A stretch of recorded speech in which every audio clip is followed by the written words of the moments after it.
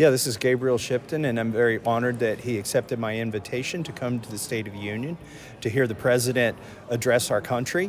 One of the things I think that should be addressed is the Bill of Rights and freedom of speech and freedom of publishing. That's why I serve on the Judiciary Committee.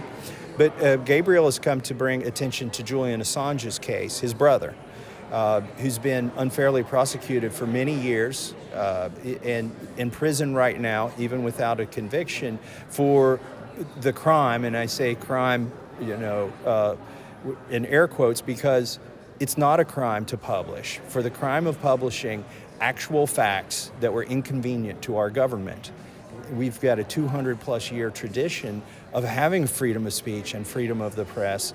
And I think the Assange case is a very dangerous precedent on several levels. One, because it has a chilling effect on the media. There are people who may receive documents that they know would be in the public interest to publish, but they'll feel intimidated by this case. And then I think it's also a bad precedent because the United States is going to another country and plucking a citizen, not of the United States, out of that country and bringing them here to prosecute under our jurisdiction. What if China asserted their right to pluck one of us out of here and prosecute them under Chinese law? It's a horrible precedent, and it's a double standard. And what is the message that you want the public, the Biden administration, Congress to take away from your attendance at the State of the Union? Well, we want to highlight a bipartisan letter that was sent to the Biden administration last year that was led by Rep. Massie and Rep. McGovern from Massachusetts, and highlight the message in that, which is exactly what Thomas was saying, that this prosecution is unprecedented. It's a threat to a free press. It's a threat to First Amendment rights of all Americans, not only to say or to speak, but also to know, and to know what their governments are doing in their name with their dollars. Do you get to talk to your brother often? I went and saw him on the 23rd of February inside the prison in the United Kingdom, where he spent the last 5 years. His health is in a very delicate situation health-wise. It's been deteriorating quite significantly over the last 5 years. So we're very scared for him, hoping that he can keep fighting this extradition. And he's running out of options in the UK courts. He had his last appeal hearing just last week, and we're waiting on a decision from the UK courts, and they could decide to extradite him, and he wouldn't have any more avenues of appeal. So he could be in the United States very soon. He has several conditions, and the conditions that he's been detained in are very bad. This is Britain's hardest prison that he's in. It was actually built for the IRA, so it's not a nice place. It's not as bad as the prisons here, the prison system in the United States. He's able to have his two young children. He's got two young children, 4 and 5-year-old boys, my nephews. He's able to have them visit him, and he's able to talk to his family, which is his lifeline that's keeping him alive.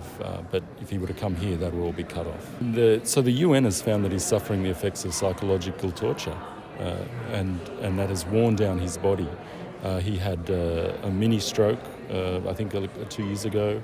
He recently wasn't able to attend his own hearings because he was unwell. So it's this grinding him down. And I think that's part of this, endless process.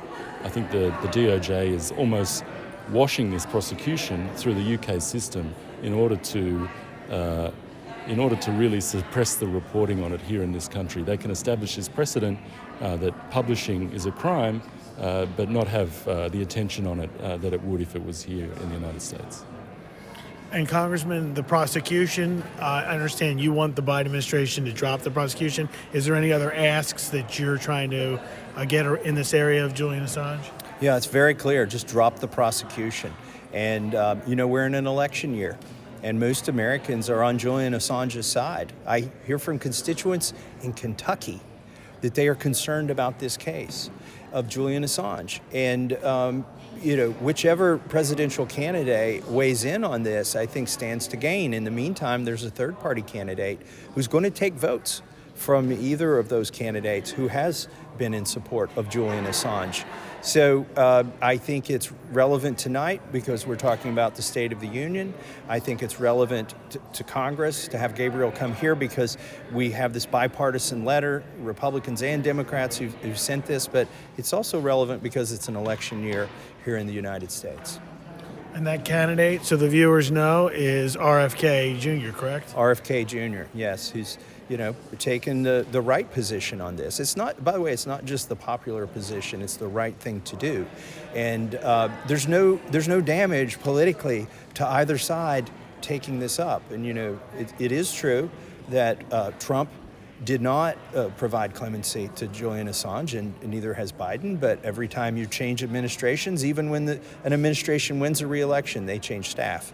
And staff becomes policy. And I think there's a real opportunity here this year in November for things to change.